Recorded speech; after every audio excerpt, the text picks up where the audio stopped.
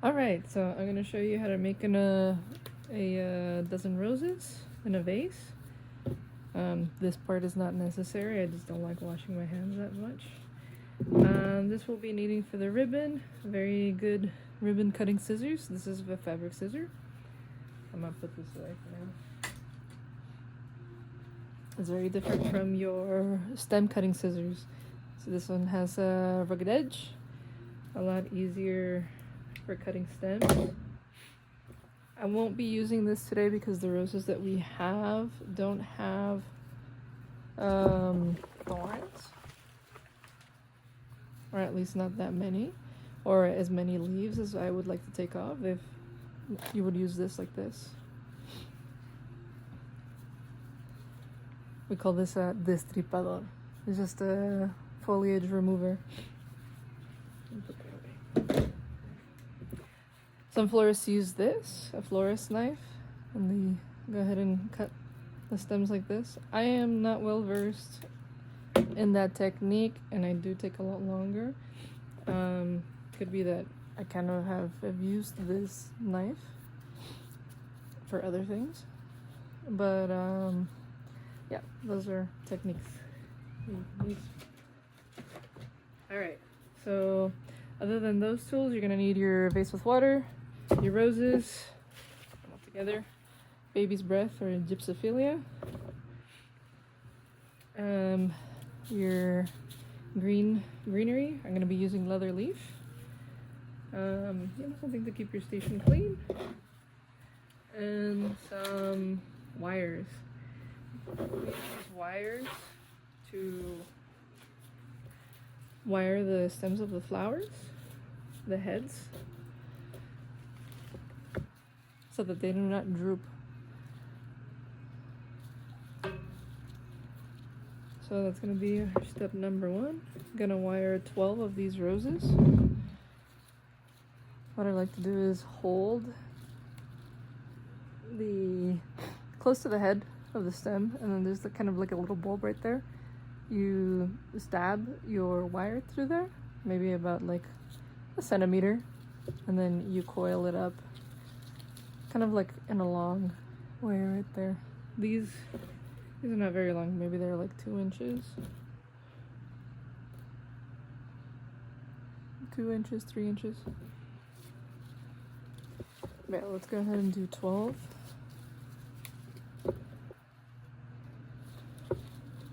And as you can see, these are really good quality roses, but some of the stems are not the straightest.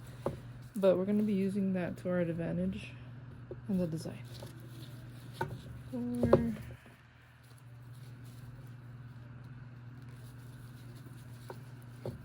5, 6,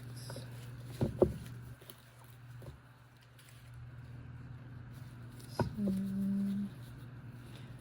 Okay, whenever you encounter something like this, the petals of the outside of a rose are called the gourd petals because they take kind of like a beating sometimes. So all you gotta do is just take it off.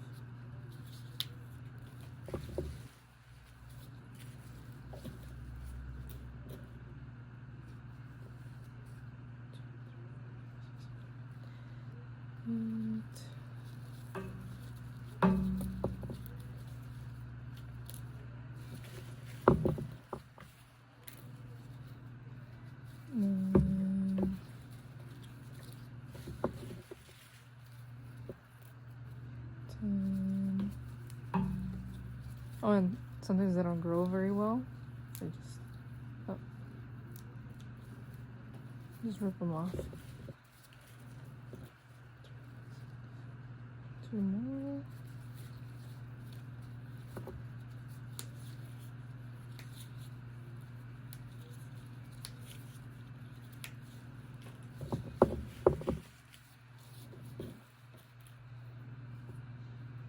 Alright, and our bunch came with 18, so we're going to be putting 6 of these away for something else. I'm going to give them a little trim because they have been sitting out here for a little while.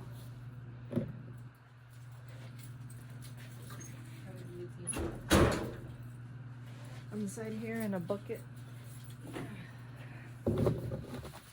I will place these in the bucket as well while I prepare the base.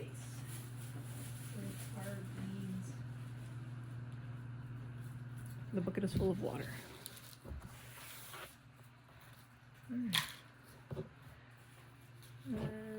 let's go ahead and put these also in a bucket of water while it's not going to take very long. That's good practice. You keep all your materials where they go.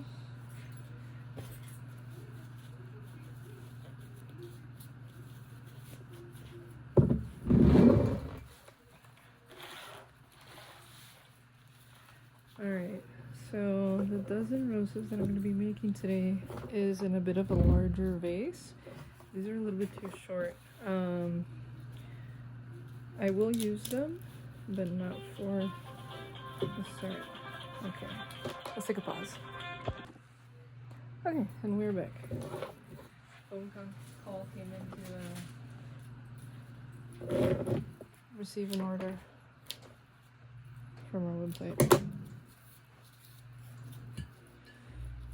So we're using these that are, you know, bigger and longer so that we can go ahead and set up a nice base for our roses. Right now what I'm doing is, when I'm doing this, I'm cleaning the stems. They come with a little bit of like fuzz. And I believe because they're ferns, might be the material that they're grown on, or it could be like fern spores or something like that. Not exactly sure what it is. But go ahead and try to take it off so that my base remains clean. Although I am gonna change the water. Sometimes the stuff, like leaves and other things, cling to the base, and I don't want to have to rinse it again multiple times. Right now what I'm doing is setting up that base, and I'm doing a fan shape because we're going to be making the arrangement in a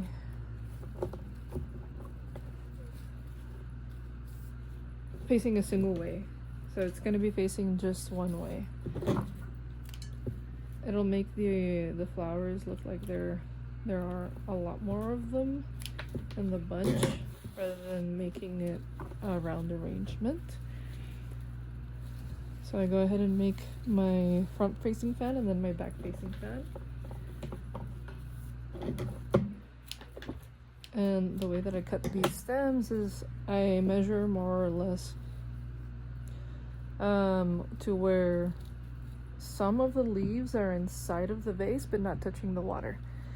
We don't want them to touch water so that our work remains clean and the customer can have a longer lasting arrangement.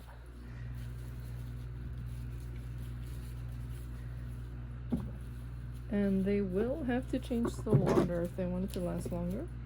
But this will help, you know, just keep that water clean without needing to change it as often.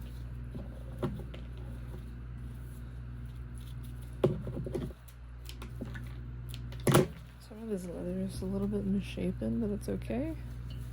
It's not really a feature focus of the arrangement.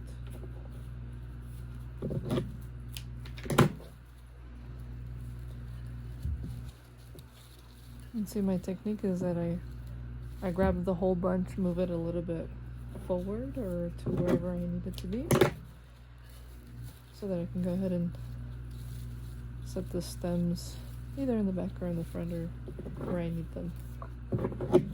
This is a little bit too much leather than I would like to use. Actually, a lot more leather than I would like to use. It really just depends on how your materials are. For example, this leather, it's good quality and it's fresh, but it's a little bit floppy. Sometimes it's just like that. And then the stems are a little bit thin.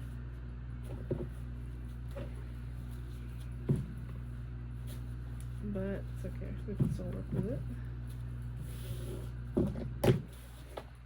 Alright, so this is a pretty good base already, although I don't like how much it moves when I push it forward and back. So let's go ahead and add a little bit more. Let me show you what I'm doing in the back.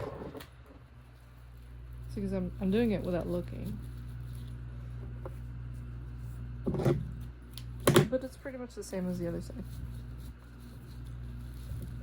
Alright, so I'm gonna go ahead and trust that whenever I place them, they're gonna stay where I want them.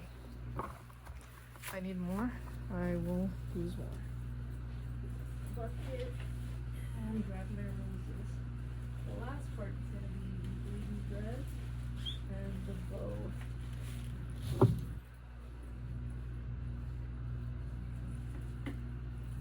Okay, so here are stems that are already wired, that we wired earlier. Typically, I would like to use roses that are a little bit taller for this vase. So that's okay, we won't cut them as much, and then we'll go ahead and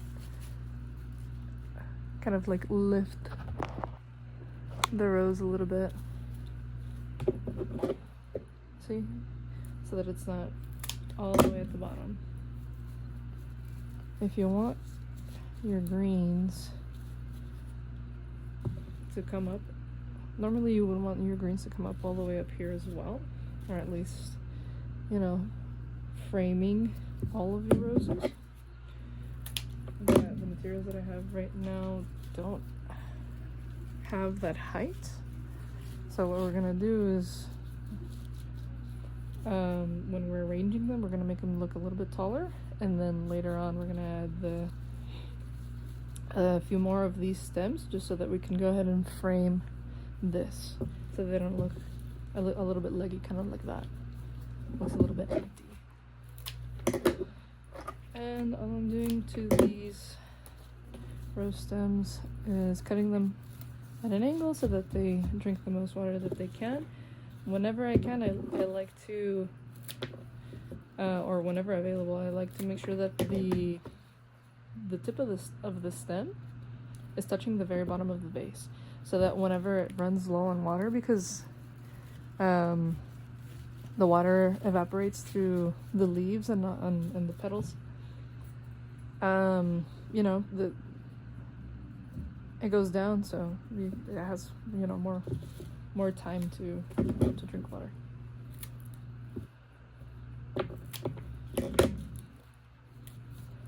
Okay, and see how this one is a little bit curved? I'm gonna go ahead and we're gonna go ahead and put it a little bit towards the side,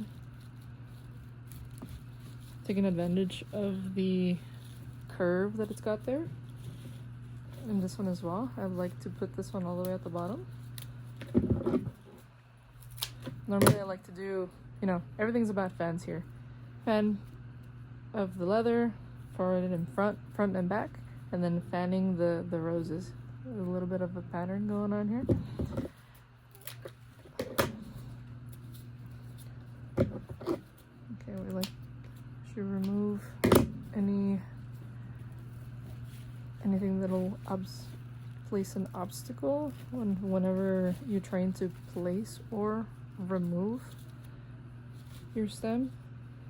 You want it to be as straight as possible.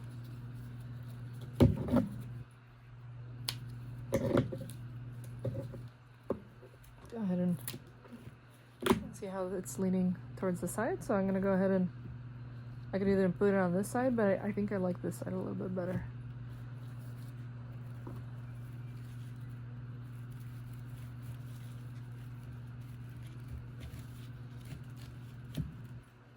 See, hear that? It's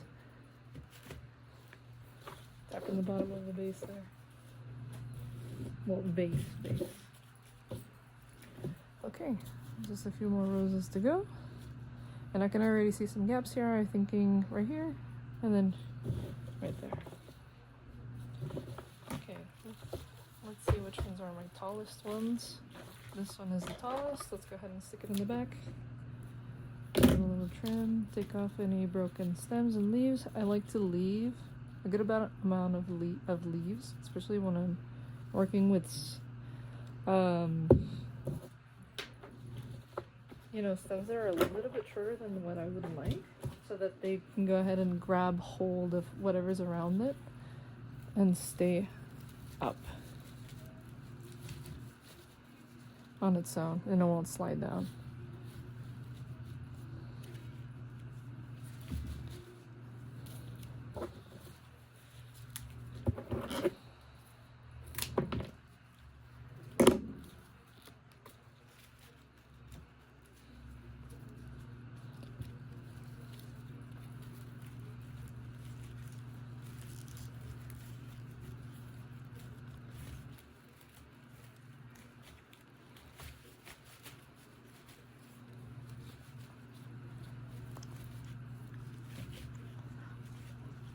Okay, see how they're kind of sliding down?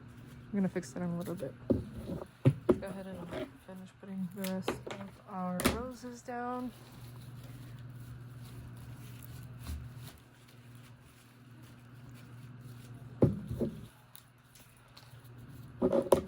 See, I should have put this one after I finished doing these. I feel like I've cut it a little bit too short, but that's okay. Still fixable. All right, so now we just go ahead and arrange with a little more precision.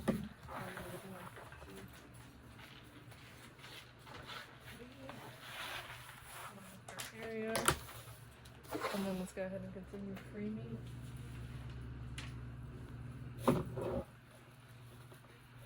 So I'm going to go ahead and use the whole stem here. It's a little bit too blocky. Yeah, right there. To frame these roses in the back there. See how much fuller that looks already?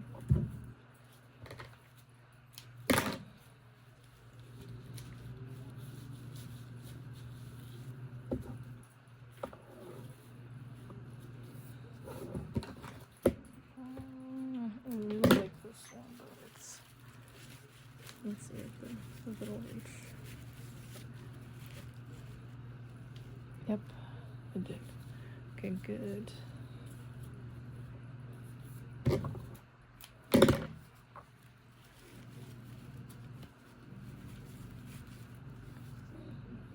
Okay, see how much more nicely and bigger this looks when it's a little bit better framed.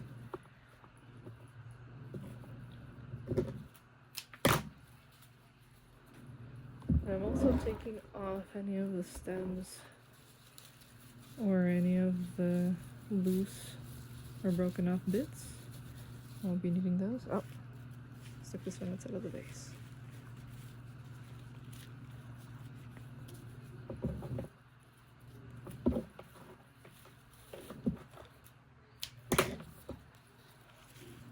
And then we should also cover up the part of the back here. So we'll get to see those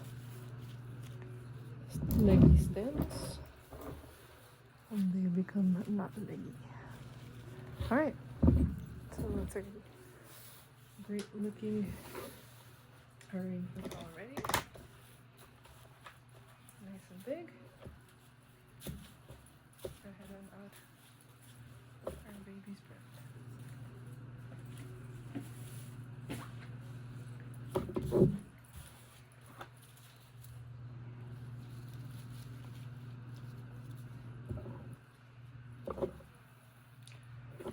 Yeah, and the key to separating this is just shaking it a little bit while you pull it away.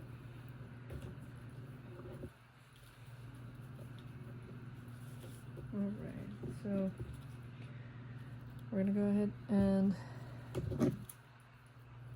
be cutting this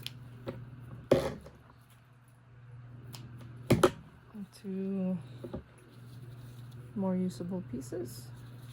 And you can go ahead and also brush it out a little bit. All right. The key to putting down some baby's breath is trying to make sure that it doesn't come above your roses. And then you go ahead and just arrange the stem and little flowers around so that it gives it a little more volume, so it'll just staying in one spot. You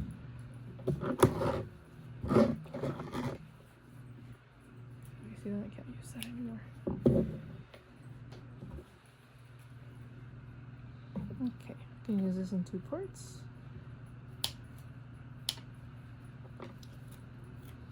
Let's see.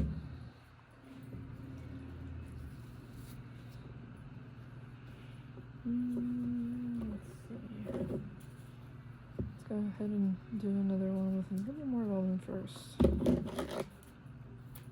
before putting in those individual stems, because I like using those to fill in gaps that these bigger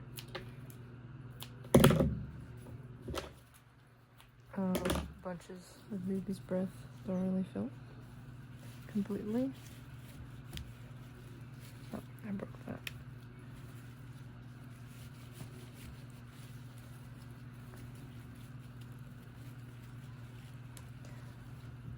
Alright, there we go. See how I'm just brushing it out, putting it where I want it, and all I'm really seeing right now is that I'm seeing a little bit of baby breath up here in this corner, and then a little bit in this area down here. So, fortunately, I have some shorter stems that I cut off right now. Okay, if your stem doesn't go in, take it out and reposition it.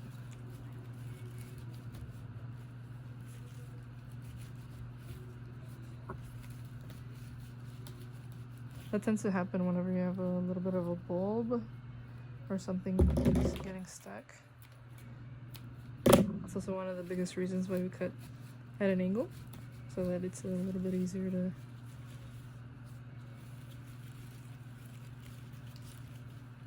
place your stem in between your leather or your greenery. See how this one I left out later? Let's go ahead and put it back here. Yep. Let's put a stuff there. Okay. Well, I don't want to pull it all the way out because I'm having a little trouble, so I'm going to do this different technique where you take out the whole thing and then place the stem in. And then I'll take the opportunity to clean out some of the leather leaves that ended up going a little bit lower than I needed them to be when I placed things down. Oh, don't hide. There we are. Okay, and that's our beautiful dozen roses. All we're missing now is our bow and the little water change. The water's pretty clear since we cleaned up those stems. I'm gonna really drag that many leaves down. So I will now show you how to make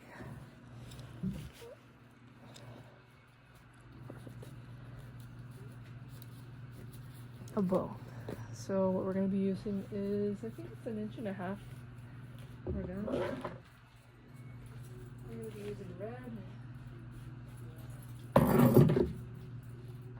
piece of wire, and scissors. Alright, so go ahead and give yourself a little bit of length. This is going to be one of your tails, and we're going to go ahead and be twisting for all of the loops that we're going to be making. We're going to be making 6 loops on each side for 12 loops total. I like to hold it like this because I'm going to be making loops like this, and I'm going to be holding it down with these fingers right here. So make a loop, hold it down with your index finger, And we're going to be working our loops from small to big so that it gives it a little more volume. Twist it, hold it down, and then you go ahead and do the same thing for the other side. Hold it down, twist it, hold it down, make a loop. Right, and then you can measure your loops to be even just by pulling it down, since you're holding it more or less from the middle, right there with your thumb. And then to go ahead and make sure that these are a little bit bigger, you can go ahead and measure them by like angling the top one a little bit further down by using your fingers. See the difference between there? Twist, make a loop.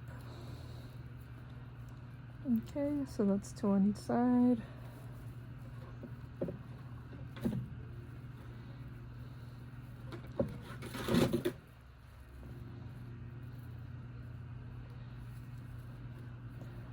And the last few loops, I like to make them about the same size, not as big of a size difference, because we're also going to be brushing this, well, air quotes, brushing this bow to give it more volume, because right now it's just like a little fan, it's very straight. We're going to be zigzagging these, and that's already 1, 2, 3, 4, 5, 6 on this side, and we're missing 1 on this side.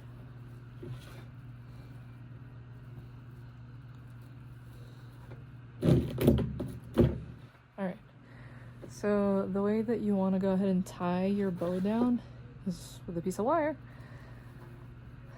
You go ahead and from where you were holding it down on your thumb, you're going to make a loop. Place it between there, and this is going to be the front of your bow, so we're going to go ahead and tie it in the back over here. Make that loop and pull away while you twist so that this becomes tight and the loops aren't gonna, come up if you pull on them. You can go too far and end up snapping your wire, so try not to do that. And we want this a little bit long because we're going to attach this to a stick, and then we're going to put it right there. Okay, so see that's pretty tight, and if I pull on this a little lightly, it's not going to come apart. And then we just go ahead and take this off the carretilla. See, that's the difference between a good cloth scissor and a scissor that is not meant for cloth. Yeah. It's very important that you do not use these for anything else, because they will not work after you use them for other things. Okay, put them away. So we don't have that temptation. Actually, let me set it first.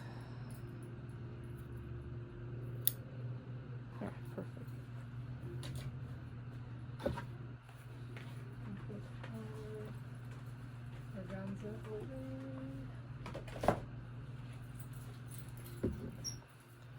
And now we're going to be brushing our bow out. So all it is just zigzagging.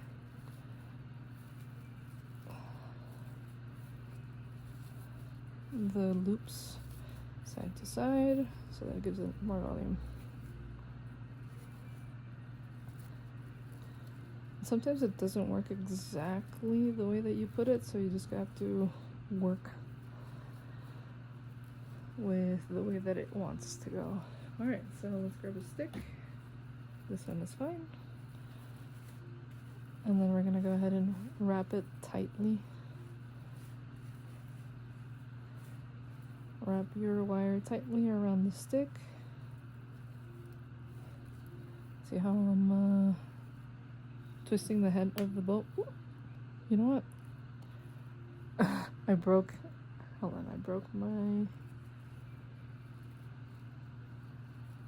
my wire from where it's being from where it's holding the bow before it all goes bad,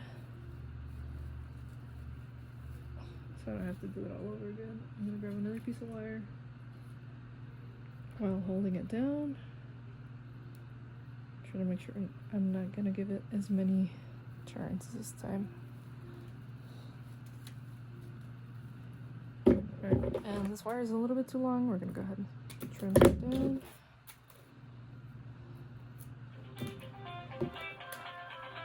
Alright, we'll take a pause. Alright, so we're gonna go ahead and be doing the same thing. It's pretty much already fluffed out.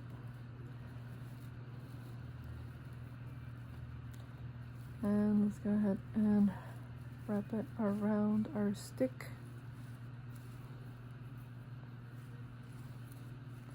And it's a lot easier to turn the stick. Oh. Alright.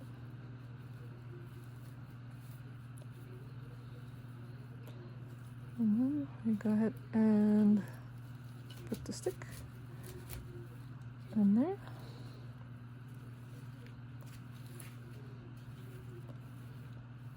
And then we brush out our bow. Beautiful. Where's my other... Oh, there it is.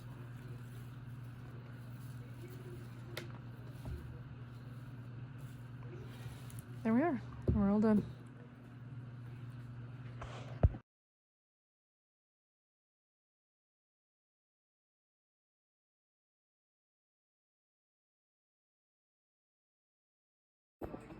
Okay, we did miss one part. This is just the finishing touch. You just go ahead and add some green glow to the leaves so that they look nice and glossy. I like to do the front and the back.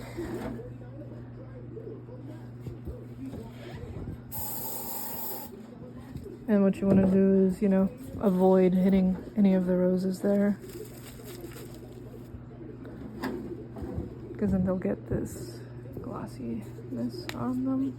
That's not the best. Oh. I'll take that off in a little bit.